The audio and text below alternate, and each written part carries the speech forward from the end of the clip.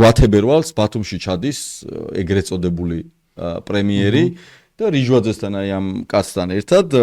ესე იგი ამბობს რომ ოცნების ქალაქში რაღაცა მშენებლობები იწყება, რაღაცა ლენტები გააჭრეს, რაღაცა და სხვათა შორის რომ ჩავიდნენ და იქ რაღაცა დიდი შეხვედრა აქვს. მათი ბრიფინგის პარალელურად, ხო იქ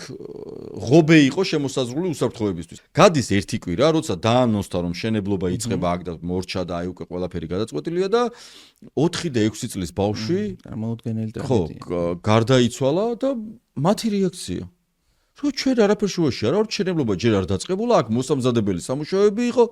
უკაცრავად მაგრამ პრემიერი ეგრეთ წოდებული პრემიერი მიუხედავად იმისა რომ ამ კაცს არავინ არ აღიარებს რო ჩადის კონკრეტულ მისამართზე ამბობს რომ აქ მშენებლობა დაიწყება რომ ხალხისთვის საკეთილდღეოდ რაღაც გაკეთდება ღობეც რო არის მაგათთვის უსაფრთხოების და შემდეგ რომ მიდის ამ უსაფრთხოების ღობიანა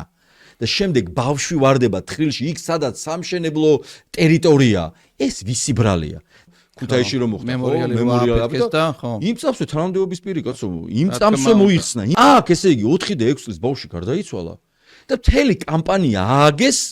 რომ პირი რამის ბავშვებს დააბრალეს, შობლებს დააბრალეს, ყველას დააბრალეს, ოღონდ თვითონ არა